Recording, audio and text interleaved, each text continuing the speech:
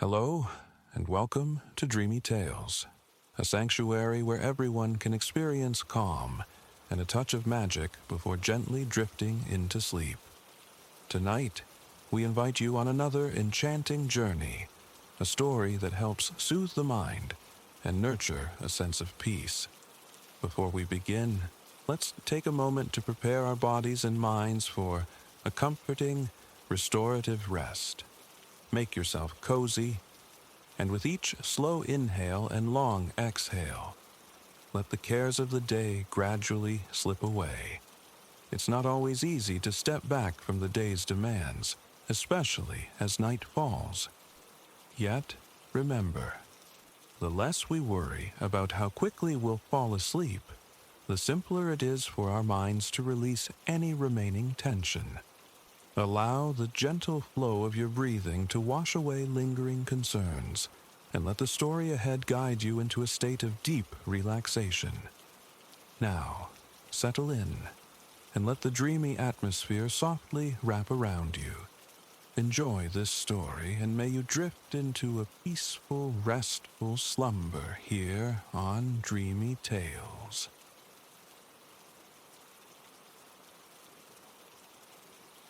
We venture first into a wood, undeniably lovely, yet imbued with a certain strangeness, a palpable enchantment.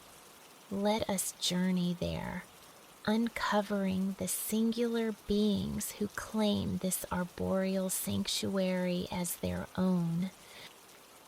Deep within a numinous forest, where emerald ferns and violet asters punctuate the luxuriant undergrowth, creatures of myth dwell. Their residence is a clandestine garden nestled amongst fragrant blossoms and venerable trees, its threshold concealed by a colossal drape of oscillating ivy. Here, towering blades of grass embrace the moss-laden earth, ascending ever higher until they weave a canopy all their own, rendering the arched portal to this secret domain nearly imperceptible, precisely as its inhabitants prefer. Yet, despite their meticulous seclusion, adventurers and seekers have occasionally breached the garden gates, drawn by whispers of its legend, having somehow circumvented the vigilance of the mythical sentry stationed there. This guardian, Ethelgard of the Secret Garden, possesses the visage of a feline, the magnificent pinions of a falcon, and the powerful frame and tail of a lion. Its eyes, large and protuberant, hold irises of burnished gold surrounding almond-shaped pupils black as oblivion. Though armed with formidable teeth and claws meant to deter intruders, this particular sentinel is remarkably gentle, incapable of harming even the smallest insect. Its placid nature and kind gaze belie an arcane power.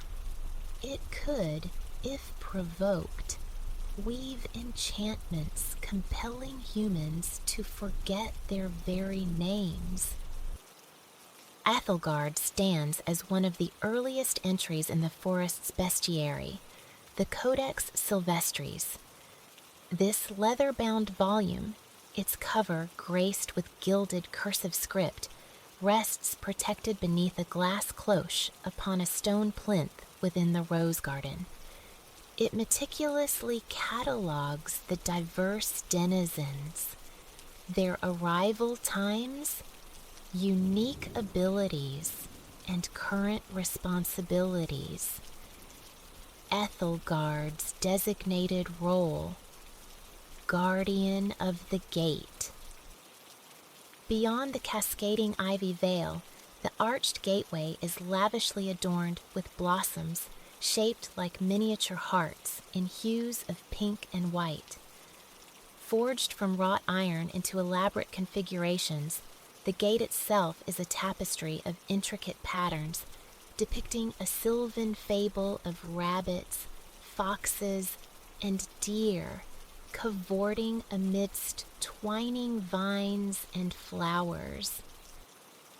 While on duty, Ethelgard assumes its preferred posture, prone, forelegs extended, hind legs tucked neatly at its sides. When ennui descends, a frequent occurrence, it meticulously grooms its paws, indulges in a languid stretch, or succumbs to slumber, only stirring when roused by one of the garden's knoll folk. Now, the knoll folk of the secret garden, though diminutive in stature, lead lives filled with significant undertakings. These diminutive horticulturists, identifiable by their weathered complexions, snowy beards, and conical caps, are the dedicated custodians of this hidden realm. They inhabit a quaint hamlet just past the gate, a place defined by oval flower beds and soaring evergreens. Dwelling within hollows at the base of ancient trees, their leisure hours are often spent knitting substantial sweaters and socks from yarn they diligently spin from bamboo grass fibers. The knoll folk labor tirelessly, ensuring the flourishing vitality of their cherished garden. This stewardship involves overseeing certain mythical residents who feign industriousness while actually indulging in idleness. The Glimmerwings exhibit a particular penchant for repose over responsibility. These fey, elf-like beings reside in an adjacent meadow where larkspurs gleam like azure constellations. Though bearing a resemblance to fairies, Glimmerwings are distinguished by pointed ears and 4 elongated dragonfly-like wings. Tasked as the garden's assessors, they flit above the meadow, clutching minuscule clipboards, ostensibly reporting to the knoll folk on the nectar quality favored by the garden's bees. Frequently, however, they forsake their duties, opting instead to forage for plump blackberries ripening in thickets near the cherry blossoms. The cherry blossom field unfolds as a panorama of pink, a wonderland where countless petals drift from mature trees, blanketing the forest floor in a soft, rosy tide. This captivating locale is the domain of Lyra. In her intrinsic aspect, this cunning entity resembles a fox with slender, elongated legs, a sharp muzzle, and a coat of purest white that shimmers in the sunlight. Yet, she often adopts other guises through shape-shifting, sometimes masquerading as a knoll folk, much to the genuine annoyance of the actual little gardeners. Lyra ranks among the forest's most ancient inhabitants. Her kind accrues bushy tails throughout their existence, potentially up to 9. Currently sporting 7 tails, each a distinct shade of the rainbow, she signifies a life lived across vast epochs, though she steadfastly avoids any discussion of her age. Her very essence resides within a spherical gemstone, radiating a gentle, warm, yellow luminescence, her fount of life and magic. This treasure is hers alone, nestled within her most voluminous tail, guarded with unwavering care. When assuming other forms, she wears it upon a white leather collar adorned with tiny golden stars. A favored transformation is that of a panda, whose black and white fur complements the collar exquisitely.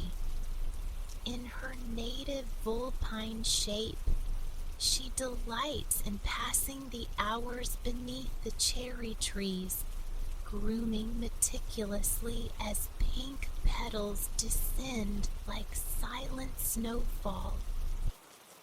2 centaurs also call the garden home, finding pleasure in traversing the cherry blossoms during the early morn, when dew kisses nearly every leaf and petal. These beings, half human, half equine, are siblings, yet strikingly dissimilar in appearance.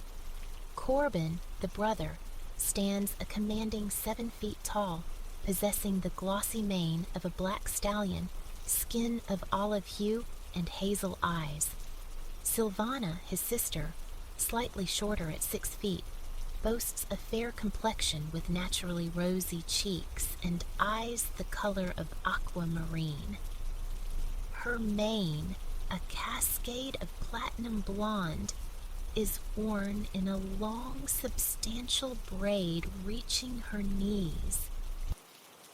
Corbin and Silvana fulfill a crucial function. They are charged with discreetly guiding unexpected visitors back towards the arched gate, where Ethelgard can then erase their memories of the secret garden. Subsequently, they observe as the oblivious guests depart through the swaying ivy curtain.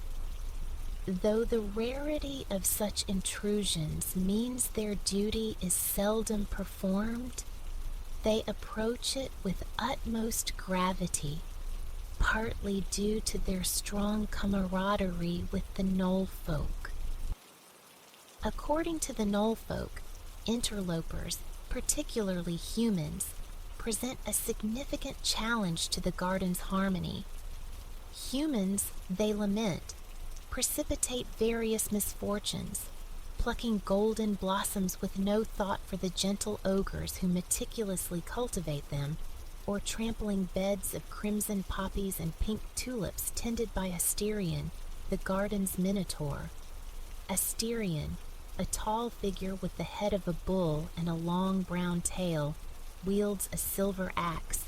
He invests considerable effort in nurturing his floral displays over many seasons, and sighs profoundly when careless feet tread upon them. The Knoll folk find it perplexing that some of their mythical companions share lineage with humans, yet those creatures possess a deeper understanding, recognizing that most humans are driven by curiosity rather than malice. Some Knoll folk privately question whether the docile Ethelgard remains suitable for gate duty, musing if Asterion himself might prove a more effective deterrent against outsiders. To deliberate on this matter, the Knoll folk established a council of elders, which occasionally convenes within a circular clearing amidst a field of daisies. On this day, the question of Ethelgard and its role is revisited. One Knoll folk elder, her pointed hat pulled so low it obscures her eyes, argues that Ethelgard is no longer fit for the position of gate guardian. Her attire, a white dress, yellow belt, and green hat, perfectly mirrors the colors of the surrounding daisy field, prompting quiet speculation among her peers about whether this sartorial choice is merely fortuitous. This elder contends that humans have begun to decipher the ways of sphinxes, exploiting their known inability to resist posing riddles. Intruders strike bargains, access to the garden granted upon solving a puzzle. However, the presiding elder offers a counterpoint.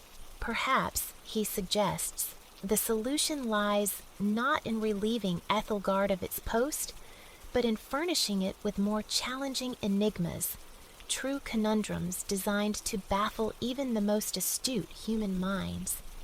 Yet, when the elder in white requests an example, the head Knoll folk's brow crinkles in concentration.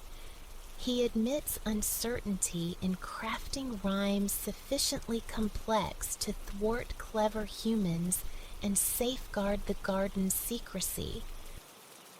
"Allow me an attempt," volunteers a Knoll folk clad in a blue tunic and black hat, stroking his extensive beard. "I wear an eye of darkness, hair of light," he recites, My roots delve deep within the earth. I crave the sun's warm kiss upon my face and turn to follow its bright path. What am I? The assembled knoll folk shake their heads collectively. A sunflower, they chorus. The riddle is transparently simple. After thoughtful deliberation, the knoll folk concede that their expertise is overwhelmingly rooted in horticulture, rendering their riddles easily solvable by humans. Best to leave Ethelgard where it is, at the gate, concludes the head elder. Ultimately, Ethelgard remains the most adept at managing the curious humans drawn into the depths of the magic forest. Furthermore, it alone possesses the unique ability to cast the spell of forgetting, should the need arise. With the matter settled, the knoll folk disperse, returning to their arboreal hollows or tending their garden plots. When not reclining beneath the cherry blossoms, Lyra fulfills her duty as the garden messenger, relaying the knoll folk's directives to other mythical inhabitants. Her initial destination, the topiary garden, where Trifex spends its days meticulously shaping dense green shrubbery into fantastical forms. Trifex is arguably the most accomplished gardener of them all, a fact that might seem surprising given its composition. It possesses 3 distinct heads, one of a goat, another of a lion, and the third belonging to a serpent, each harboring its own perspective. Yet, the singular passion they all share is gardening. When engaged in horticultural pursuits, the 3 heads function in remarkable unison, devoid of disagreement. Leveraging the principle that 3 heads surpass 1, Trifex crafts magnificent creations born from a confluence of its own imaginative ideas. It cultivates towering boxwoods in varying shades of green, expertly sculpting them into whimsical topiaries using an array of pruners, shears, and loppers resembling enormous scissors. Trifex can manifest nearly any form the mind dares conceive. From solitary bushes emerge pensive gargoyles, hunched contemplatively, fists propping up chins. Broad hedges transform into cheerful trolls sporting long, unruly hair standing on end. Its creations serve as verdant tributes to other denizens of the secret garden. Among them is the immense serpent, the Ophidian coil, whose task involves preparing land for new plantings, achieved by tilling acres of soil with its formidable teeth. Trifex sculpts its serpentine associate in the form of a circle, mouth engulfing its own tail. Adjacent stands a representation of Cinderwing, the majestic avian creature with plumage of scarlet and gold, and a crest of blue flowing from its head like a bridal veil. Trifex fashions the Cinderwing topiary from a honeysuckle bush bearing crimson, firecracker-shaped blooms alongside small golden flowers reminiscent of sleigh bells. The choice to depict this fiery bird using red and yellow blossoms is apt, considering Cinderwing's propensity for spontaneous combustion. Equally fitting is the placement of Cinderwing next to the serpent, reflecting the age-old rivalry between these 2 mythical beings. On the subject of immortality, the Ophidian coil maintains that the garden accommodates only one creature symbolizing the eternal cycle of rebirth, an endless loop of beginnings, renewing beginnings. Cinderwing concurs, having risen from its own ashes numerous times. However, Cinderwing refuses to yield the title of preeminent immortal creature to the serpent, asserting seniority based on mythological precedents. The definitive truth, however, remains elusive. The origins of both are lost to the mists of time. According to Cinderwing, crucial records perished in a fire. It once held an ancient papyrus scroll that unequivocally settled the question of which creature was elder. Papyrus, tea-stained in appearance, derived from the stem of a grassy plant flourishing along the Nile's banks, serves, among other uses, as a substrate for writing. Cinderwing claimed this scroll detailed the specifics, most critically, the date, of its genesis. When the Council of Elder Knollfolk convened to address the dispute over the title of Best Immortal Creature, they requested Cinderwing present this document. Crestfallen, the bird confessed to the council that it had inadvertently incinerated the scroll long ago during a heated altercation with an Aeolian. The Aeolian, once on amicable terms with Cinderwing, had audaciously declared itself the paramount mythical bird, exhausting the last vestiges of Cinderwing's patience. Unable to contain the inferno rising within, it erupted in flames, accidentally consuming the precious scroll clutched in its talons. How, Cinderwing argued, could an Aeolian possibly deem itself superior to a phoenix? Griffins, after all, are composite creatures, part eagle, part lion, not purely avian. Admittedly intelligent, Cinderwing conceded to the council, a trait proudly displayed on their eagle-like faces. They possess strength, too, with the muscular physique of a lion and sharp talons. But this does not constitute avian greatness, Cinderwing asserted. A phoenix embodies eternal life. What could possibly surpass that? What of a serpent capable of living forever? Interjected the head Knollfolk during the council meeting, gesturing towards the Ophidian coil, which had been silently encircling the assembly. Thus, with proof of its origins lost to a self-inflicted conflagration, Cinderwing consented to share the title of Best Immortal Creature with the serpent, contingent upon the Council of Knollfolk formally acknowledging the mighty Cinderwing as superior to the Aeolian. Agreed, declared the Council of Knollfolk, and the matter was concluded. As twilight deepens, most creatures conclude their labors in the secret garden, winding down as the sun dips below the forest's edge. Yet, for 2 inhabitants, the late shift is just commencing. Boreas Prime, the frost giant, emerges from his shadowy cavern as the celestial expanse transitions to black, spangled with myriad stars. This colossal being's form is sculpted from dark blue ice, multifaceted like an expertly cut diamond.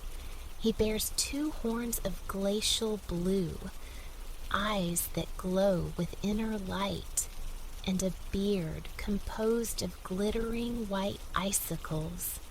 He wields a sledgehammer of gold and silver, often employed to clear terrain for new plantings. Boreas Prime's cave lies at the garden's heart, situated within a modest mountain whose solitary peak just crests the forest canopy. It provides the ideal vantage point for fulfilling his duties as senior irrigation specialist, a title he holds with immense pride. Positioned atop the mountain, the frost giant inhales deeply. Upon exhaling, a cool, misty vapor drifts across the landscape.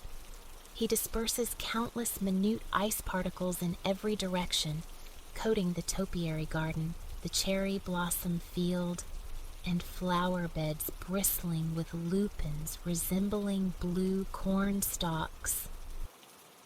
Boreas Prime's breath also blankets the complex garden maze, constructed from winding hedges that the centaurs can navigate blindfolded, a favored pastime of theirs. His icy exhalation supplements the morning dew, maintaining soil moisture overnight until the sun ascends to warm the garden's flora. Occasionally, however, his breath proves excessively cold, placing numerous flower and vegetable beds at risk of freezing solid. This is where the frost giant's devoted quadrupedal companion intervenes. Emberhound of the Secret Garden is a cheerful, three-headed, fire-breathing canine with benevolent blue eyes, a short gray coat, and a spiky draconic tail. In ages past, Emberhound guarded the portals to the underworld.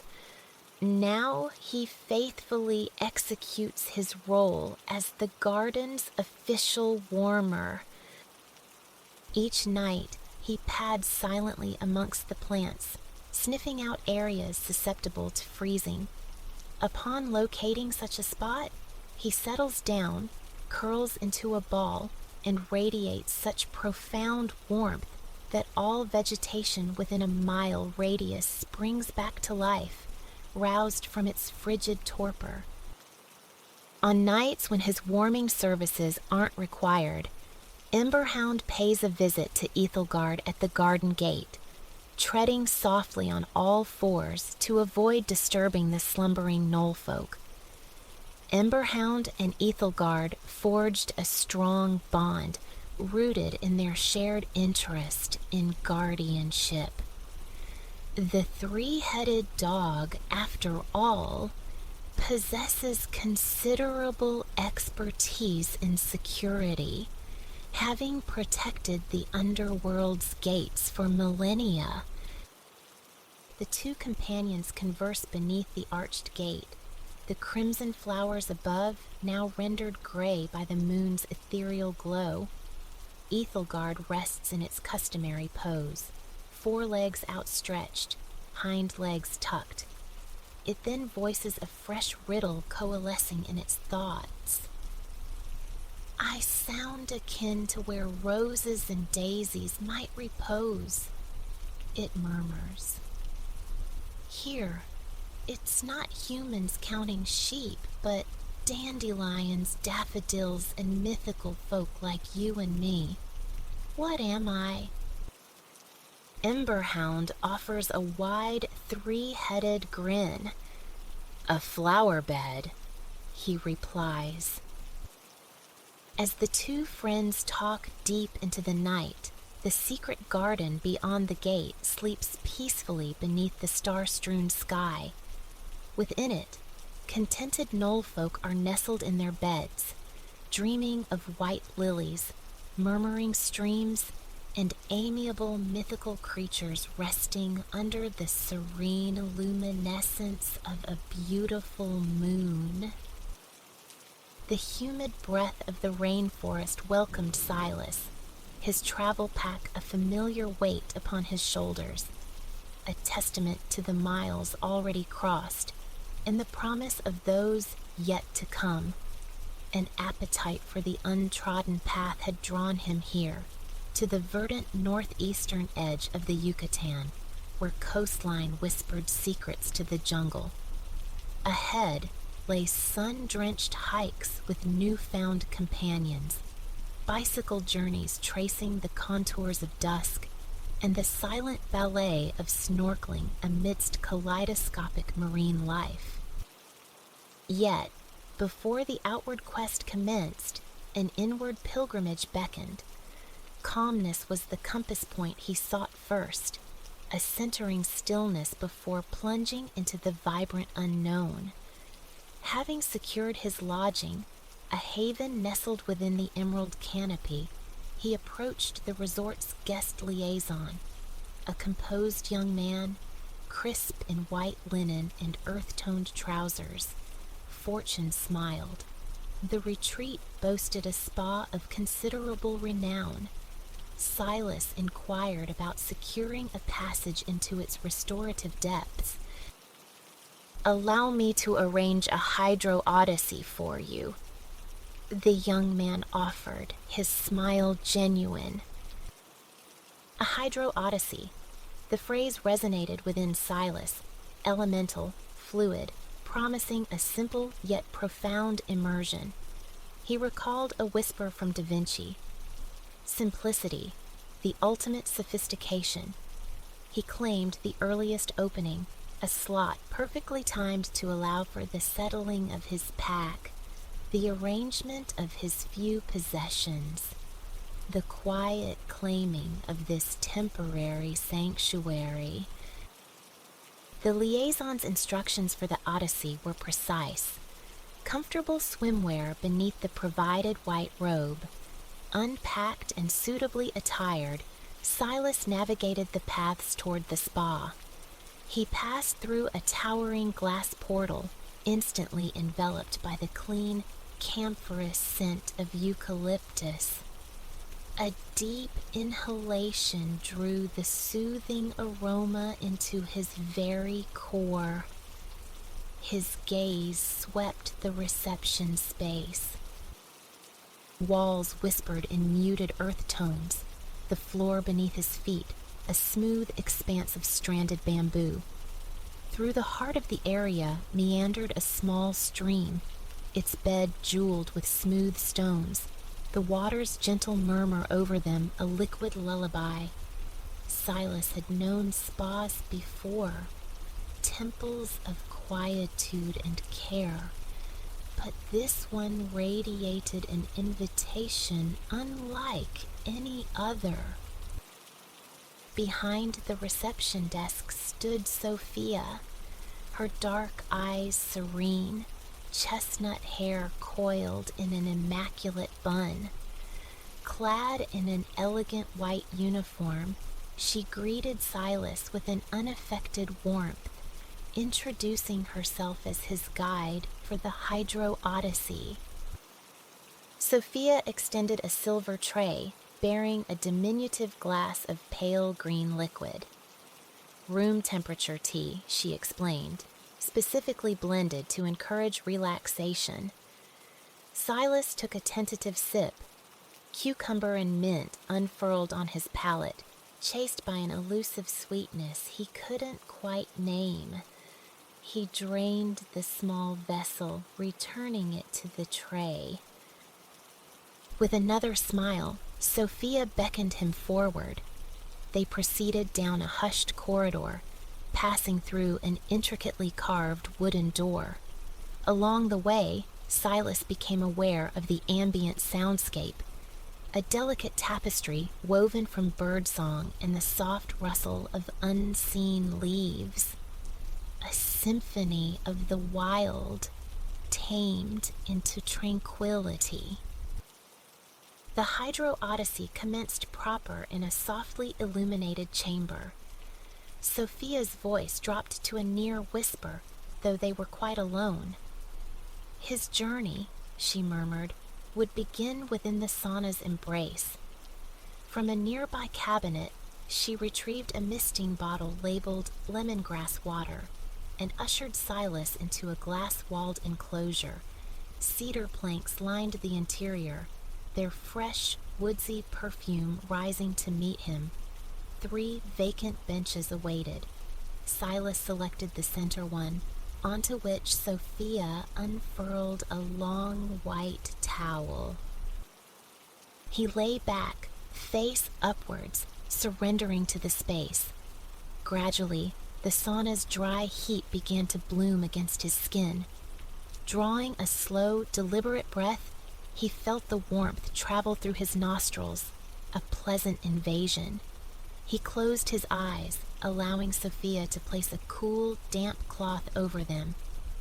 "A lemongrass mist?" she inquired softly.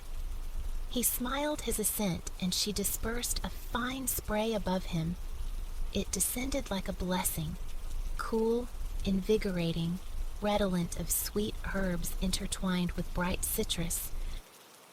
Sophia indicated she would return shortly, leaving the lemongrass mist within reach should he desire more.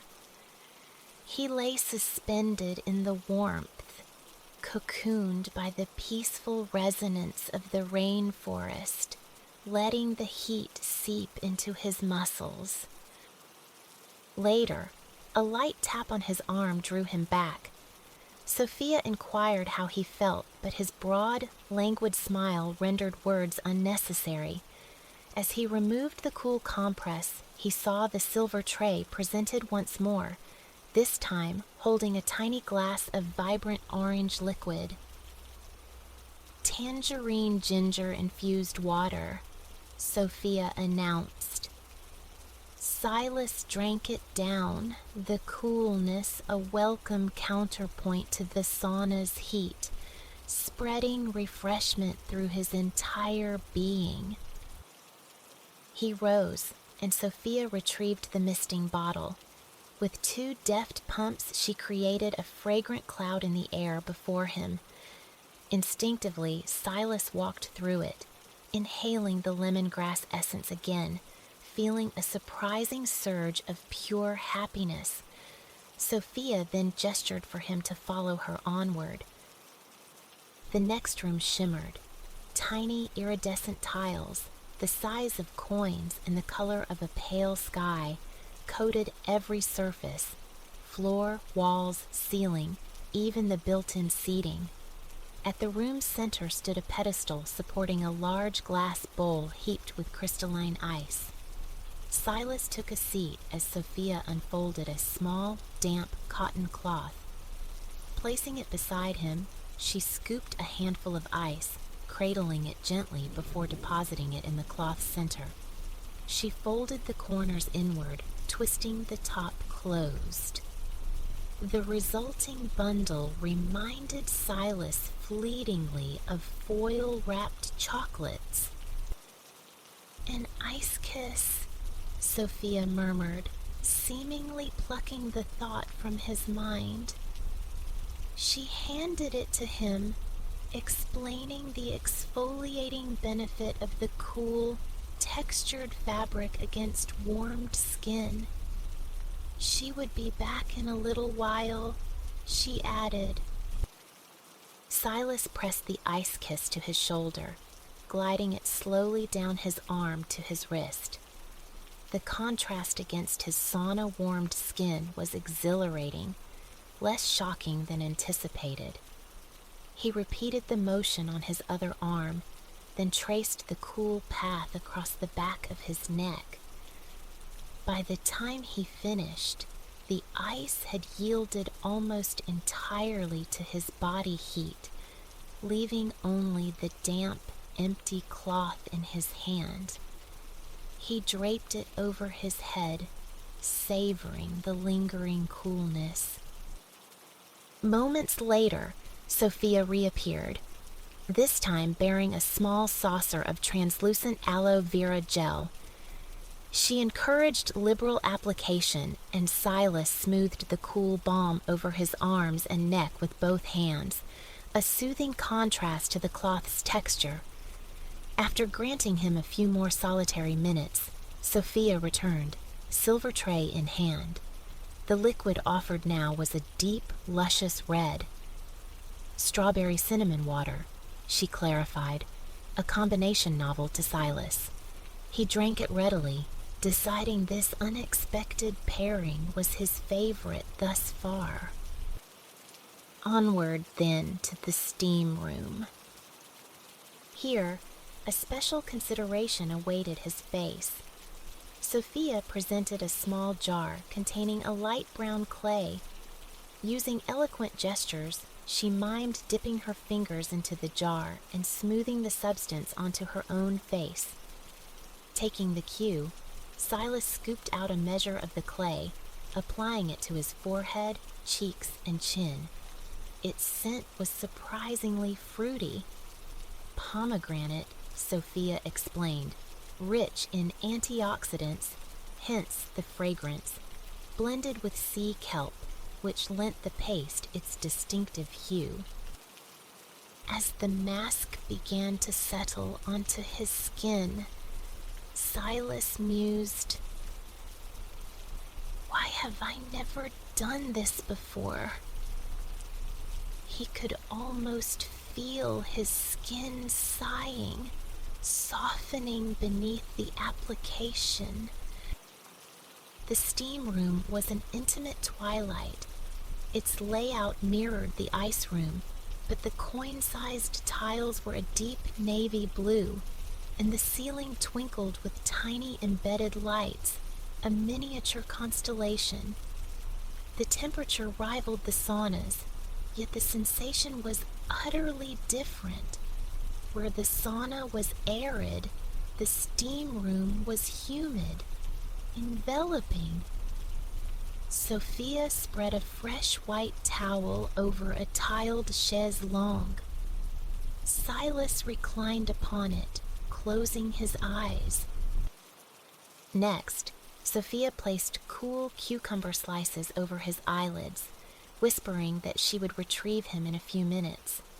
He used the time for deeper reflection, allowing his mind to empty further. A faint, pleasant tingling began beneath the facial mask. It felt good, he acknowledged. This quiet pampering, breathing in the gentle vapor that swirled around him. Sophia returned, gliding into the steam, the ever-present silver tray bearing another small glass. Pink this time, a delightful hibiscus lemonade. Once the glass was empty, she motioned him onward once more. They entered a room tiled entirely in pristine white. Overhead, spaced several feet apart, hung two large rainfall shower heads, each accompanied by a dangling beaded metal chain. The left shower, Sophia explained, offered an invigorating coolness. The right, a comforting warmth. He needn't choose, she assured him. He could, and indeed should, experience both. The cool cascade was perfect for rinsing away the aloe and the clay mask, while the warm shower felt like a liquid embrace. So comforting was it that Silas lingered, savoring the heat without pressure. There was no hurry. Sophia waited patiently outside. Post-shower, Sophia offered a small glass of delicate peach tea alongside a soft cranberry orange cookie. He popped the treat into his mouth, a single bite exploding with flavor, unexpectedly potent for its size. A childlike grin spread across his face, a fleeting memory of his grandmother's holiday, baking surfacing warmly. Sophia smiled back, understanding dawning in her eyes before indicating the next transition. This penultimate chamber was the smallest yet. Yet it seemed to synthesize the best elements of the preceding spaces. Cedar planks formed the floor, echoing the sauna. In the room's center rested a tiled lounger, reminiscent of the ice room, but this one gleamed in a lustrous beige. The ceiling held the same starry constellations as the steam room, and the ambient temperature felt utterly perfect. Sophia placed a dry towel upon the lounger. This chaise was shaped differently, contoured, she explained, with zero gravity principles in mind, designed to alleviate pressure points. particularly in the lower back. Silas knew the ritual now. He lay down, immediately sensing a pleasant warmth radiating upwards. The tiles themselves were heated. Sophia gently placed a delicate lavender-filled pillow across his eyes and began a soothing scalp massage that lasted several minutes. Finally, she draped a light, soft blanket over him, whispering her promise to return later. In this stillness, Silas felt his body descend into a profound state of relaxation. He rested his hands just below his chest, fingers loosely interlaced, melting into the lounger's contours. A peculiar paradox emerged. He felt simultaneously heavy, anchored, yet utterly light, almost buoyant. For the first time in recent memory, his mind was a clear pool, reflecting only tranquility. Peace wasn't just imagined, it was felt. Grateful for an empty evening schedule, he allowed himself to fully surrender, savoring this unhurried time. He wished it could stretch indefinitely. Lying there, his only task was to breathe. In, out. Every muscle fiber seemed to have relinquished its tension. Even his toes felt utterly relaxed. As minutes drifted by, Silas sensed a deeper letting go, a detachment from the everyday hum, sinking further into the lounger's embrace. He drew a full breath, feeling his chest and abdomen expand, acutely aware of the rise and fall, the simple mechanics of being.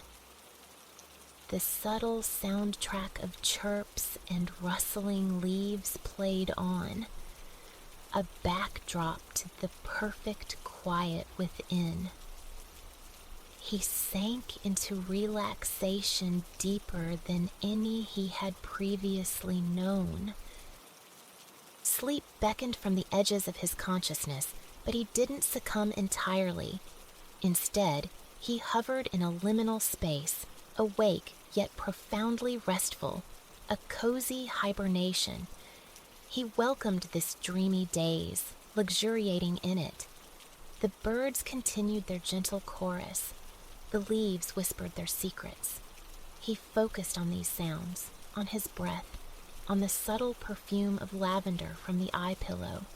No thoughts intruded, only serenity. His chest rose with another deep, slow breath, then fell. Stillness.